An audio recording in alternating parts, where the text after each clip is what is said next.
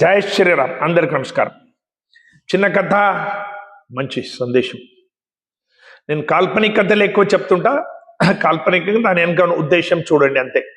శివపార్వతిలో ఒకరోజు పోతున్నారు ఆకాశంలో. ఒక ఘటన కల్పన. పోతుంటే లక్షల కొద్దిగా కోట్ల మంది స్నానం చేస్తున్నారు గంగాలో. కుంభ స్నానం. మొన్ననే జరిగింది కుంభ, ఇది కాదు, ఎప్పుడుదో ఒక కల్పన. పోతుంటే పార్వతీ శివుని అడిగిందట, ప్రభు వీళ్ళంతా ఏం చేస్తున్నారు? వీళ్ళంతా గంగా స్నానం చేస్తున్నారు, కుంభం ఉంది, స్నానం చేస్తే స్వర్గప్రాప్తి అవుతుంది అనే నమ్మకం నుంచి వాళ్ళంతా స్నానం చేస్తున్నారు. అయ్యో, ఇన్ని మంది స్వర్గంకి వస్తే స్వర్గం గతి ఏమిటి అంటే శివుడు చెప్తాంట, లేదు లేదు, ఇన్ని మంది స్వర్గంకి రారు, దీంట్లో కొందరు వస్తారు. ఎవరు ఆ కొందరు? నీకు చూపిస్తాను రా, ప్రత్యక్షంగా చూపిస్తాను రా అని శివపార్వతులు వేష మార్పు చేసుకుంటారంట. ఆమె ఒక సుందర యువతి, ఈయన ఒక ముసలాయన. అది క్షయరోగం ఉన్నప్పుడు ఎముకలంతా కనిపించేది, దగ్గుతూ పేయంత వాసన, ఒక కట్టె పట్టుకొని వీడు ముసలుడు, ఆమె సుందర ఒక యువతి. ఇద్దరు గంగా తటానికి వస్తారు, కూర్చుంటారు. ఇద్దరు దగ్గర ఒక్కొక్క మూటలు, ఆ మూటల నిండా పైసలు బంగారము అదంతా ఉంది, కొంత బట్టలు ఏదో పెట్టుకున్నారు. కొంత సమయంలోనే అక్కడి నుంచి ఉన్నవాళ్ళు చూసి దొంగల 2 మూటలను తీసుకుని పోతారు. చూసుకుంటే లేదు, 2 లేవు. పార్వతి చూసి ఏమైంది, ఎవరు దొంగలించినారు పోని. చాలాసేపటి నుంచి కూర్చున్నారు, కొందరు వచ్చి అడుగుతారు. ఈమెనే చూస్తుంటారు. ఎవరు ఈయన అంటారు, నా పతి. అరే, ఈ ముసలోని ఎందుకు చేసుకున్నావు? 2 సంబంధం చేసుకున్నాను నాయన, ఈయన ఆరోగ్యం బాగలేదు, క్షయరోగం ఉంది, గంగాలో స్నానం చేస్తాను ఒకటే ఇది పట్టిండు, వద్దు అంటే వినటం లేదు, తోలుకుని వచ్చినా, ఎట్లో వచ్చినా ఇక్కడి వరకు, ఇక్కడ నీళ్ళలు దిగి ఈయన స్నానం చేపించి గడ్డకు తెచ్చేది నా సాధ్యం కాదు అంటే, అవి ఇడిచిపెట్టు, స్నానం గినం ఉండని, వీడు ముసలోని కూడా ఇడిచిపెట్టు, నీవు రా నా ఇంట, నేను నిన్ను పెళ్లి చేసుకుంటా.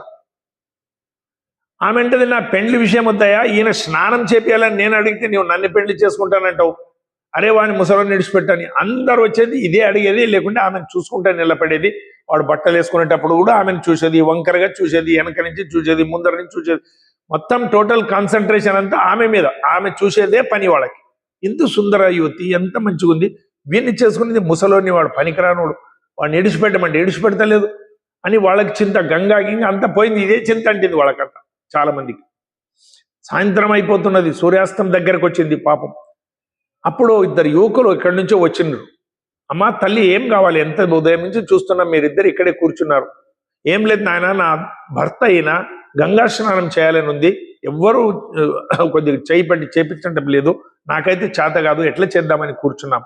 అయ్యో తల్లి, దీని కొరకు ఇంత వెయిట్ చేస్తున్నావా అని ఇట్లా సంకలు ఎత్తుకుని పోయి గంగలో ఒక డుబ్కేసి మునిగి తెచ్చి ఈయన కూర్చొని పెట్టి మేయంతా తుడుస్తాడు. ఇంకొక మిత్రుడు పోయి తినేదానికి ఏదో ఉపహారం తెచ్చి ఇద్దరికి ఇస్తాడు. ఆయన పొద్దున్న నుంచి ఏం తినలేదు, తినండి ఇది. ఆశ్చర్యం వీళ్ళకి. ఉదయం నుంచి అందరూ నన్ను పెళ్లి చేసుకుంటా అంటే వీళ్ళిద్దరు ఎక్కడి నుంచి వచ్చినరా, మాకెంత స్నానం చేపించరు, ఇచ్చయిందని వాళ్ళు చాలా సంతోషపడతారు, వెళ్ళిపోతారు. అప్పుడు శివుడు చెప్తాడు, చూడు, ఇలాంటి వాళ్ళు మాత్రం స్వర్గంకి పోతారు. వీళ్ళంతా నిన్ను పెళ్లి చేసుకుంటామనేటోళ్ళు, అక్కడిక్కడ తిరిగేటోళ్ళు, వంకరగా నేను చూసేటోళ్ళు, 24 గంటలు మేమున్నంత సమయం నీ అంటే తిరిగినోళ్ళు, వీళ్ళెవరు స్వర్గం పోరు. ఇలా మనస్సు మంచిగా ఉండాలి. అందుకొరకే కబీర్ దాసులు చెప్తారు, నహాయే ధోయే క్యా హువా, జో హో మన్ మే మైల్, మీన సదా జల్ మే రహే, ధోయే బాసన జాయే కబీరా. ఏం రా, మునిగితే ఏమైతుంది? మడి మడి అంటావు, మునుగుతానంటావు, 24 గంటలు చాప చూడు నీళ్ళలో ఉంటుంది, ఒక పారి తీసి తిక్కి చూడు ఎంత వాసన ఉంటుంది. మునిగితే వాసన పోతుంది ఏం రా, లోపల మనసు శుద్ధం కావాలి, శరీరం శుద్ధమైతే ఏమైతుంది అని చెప్తారంట. అంటే ఈ సేవా మనోభావంలో, మనస్సు శుద్ధంలో ఎక్కువ మహత్వం ఉంది. రామకృష్ణ పరమహంసులు, మహానుభావులు రోజు బయటికి పోయేవాళ్ళు, ఎక్కడో చాలా దూరం, వాళ్ళు కూడా సేవ చేసేవాళ్ళు. ఇదంతా మనశుద్ధి కొరకే చెప్పేవాళ్ళు. ఒక సాహుకారి ఉంటాడంట, ఇంకొక చిన్న కథ వస్తుంది. ఆ సాహుకారి జగన్నాథ్పురి, ఆయన ఇంటి దేవుడు. ఆయన దగ్గర పనిచేసే వ్యక్తి ఒక ఆయన జగన్నాథ్పురికి పోతున్నాడు పాదయాత్ర. ఆయన, నీవు ఎట్లన్నా పోతున్నావు కదా, మా ఇంటి దేవుడికి 1000 రూపాయలు ఇస్తున్నా, హుండీలో వేయి. ఆయన తీసుకుంటాడు, ప్రామాణిక వ్యక్తి ఉంటాడు పాపం. 1000 రూపాయలు ఇస్తాడు సౌకర్యం, మా ఇంటి దేవుడికి జగన్నాథ్పురిలో ఏమని. సరే అని పోతాడు. తవ్వల పోతుంటే ఒక ఊరిలో చాలా మంది పాపం బీదవాళ్ళు, ఆహారం లేక 2-3 రోజుల నుంచి భోజనం చేయలేదు. ఆ కాలంలో అకాలం పడి చాలా ఇబ్బందిగా ఉంటారు. వాళ్ళనంతా చూసి 800 రూపాయలు ఖర్చు పెట్టి వాళ్ళకంతా అన్నం సాంబార్ చేపించి కడుపు నిండా భోజనం పెడతాడు వాళ్ళకంతా. మిగతా 200 రూపాయలు హుండీలో వేసేస్తాడు. ఆ హుండీలో వేస్తే ఈయనకి స్వప్నం వస్తుంది సౌకారికి, సావుకారి నీ 800 రూపాయలు మాత్రం నాకు వచ్చి ముట్టినవి. ఆశ్చర్యం, నేను 1000 రూపాయలు ఇచ్చింది, వీడు 800 వేసిండు, 200 దొబ్బేసిండు.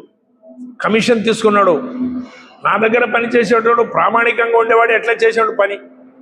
సరే రాని అడుగుదామని వచ్చిన తర్వాత అడుగుతాడు, ఏమయ్యా నీకు నేను 1000 రూపాయలు ఇచ్చింటి, నీ హుండీలో 800 వేసినావు, 200 నువ్వు తిన్నవంట, నాకు స్వప్నం వచ్చింది, భగవంతుడు చెప్పిండు అంటే లేదు లేదు నేను వేసింది 200, 800 కూడా వేయలేదు.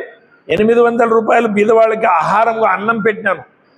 ఇప్పుడు ఈయనకు రోమాంచనం, అయ్యో భగవంతుడు నాకు ఆ 800 అంటే వాళ్ళకి అన్నం పెట్టింది మాత్రం నాకు ముట్టింది, హుండీలో వేసింది నాకు సంబంధం లేదు అని చెప్పిండు అని ఆయనకు అనిపిస్తుందట.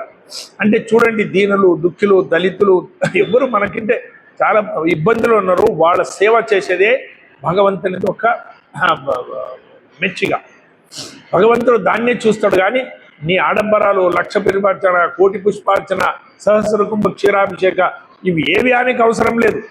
అది నీ ప్రచారం కొరకు నీవు చేసుకున్నావు కానీ అది అవసరం లేదు. నీవు 100 కడవలు నీళ్ళు దేవుని మీద వేసేదే ఒక బీద హాస్టల్ వేస్తే పిల్లలు తాగుతారు. ఏదేదో ఖర్చులు పెడతావు, ఏదేదో ఆడంబరాలు చేస్తావు చూసేదానికి. అది ఏది భగవంతునికి అవసరం లేదు.